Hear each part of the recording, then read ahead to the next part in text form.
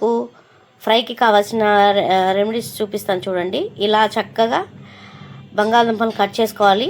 Cut చేసుకున్నాక వాటర్లో కడిగి క్లీన్గా పెట్టుకోవాలి. ఇలా ఆనియన్స్ కట్ చేసుకోవాలి.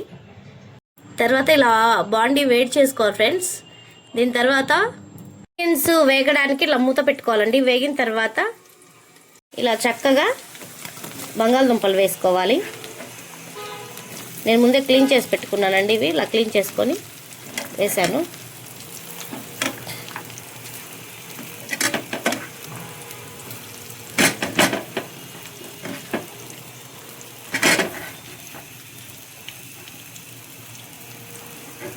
ఇలా వేసుకున్న తర్వాత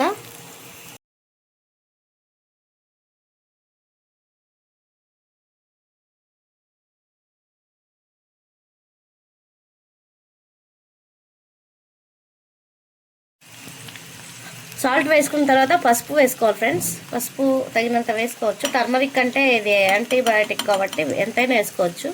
మరీ ఎక్కువ వేసుకోకూడదు. అలా అని జస్ట్ అలా దీనికి సరిపడా.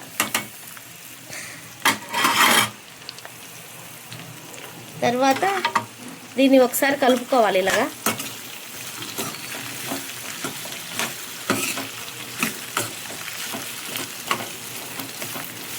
చూడండి చక్కగా ఎలా అయినాయో. ఇలా కలుపుకోవాలి. కలుపుకొని మూత పెట్టేసుకోవాలి. చక్కగా దీనికి సాల్ట్ అవన్నీ పట్టిన తర్వాత పిల్లలు ఇలా కట్ చేయడం వల్ల చాలా ఇష్టంగా తింటారండి ఈ ఫ్రై అనేది. ఇలా చక్కగా కలుపుకున్న తర్వాత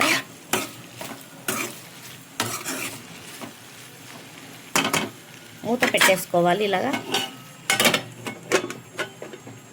10 నిమిషాలకు ఒకసారి ఇలా కలుపుకుంటూ ఉండాలండి వేగేంత వరకు. ఇలా కలుపుకోవాలండి. ఇలాగా చక్కగా ఇలా కలుపుకున్న తర్వాత చక్కగా ఏగుతాయి, చక్కగా ఉడుకుతాయి కూడా. ఇష్టంగా తింటారు పిల్లలు కూడా. ఇక్కడ ఆయిల్ ఉంటుంది కదండి, ఆయిల్లో వెల్లుల్లి పేస్ట్ వేసుకోవాలి. వెల్లుల్లి హెల్త్కి చాలా మంచిదండి.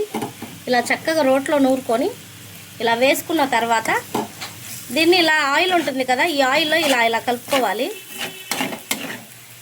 ఇలా మెల్లిగా కలుపుకోవాలి.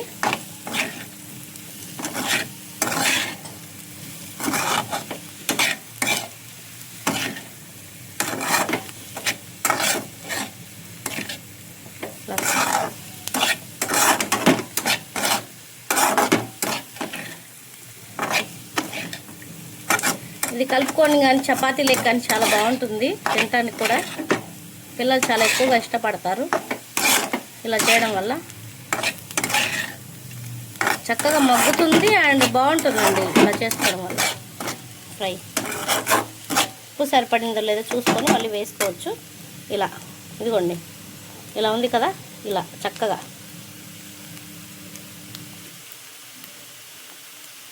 అంతే, ఎంతో రుచికరమైన బంగాళదుంప ఫ్రై రెడీ. నెక్స్ట్ వీడియో కోసం మళ్ళీ కలుద్దాం. ఈ రెసిపీ ఎలా ఉందో మీరు కూడా చేసి నాకు మెసేజ్ చేయండి. Bye bye. సబ్స్క్రైబ్ చేయండి, లైక్ చేయండి, షేర్ చేయండి, కామెంట్ చేయండి ఎలాగుందో. Thank you.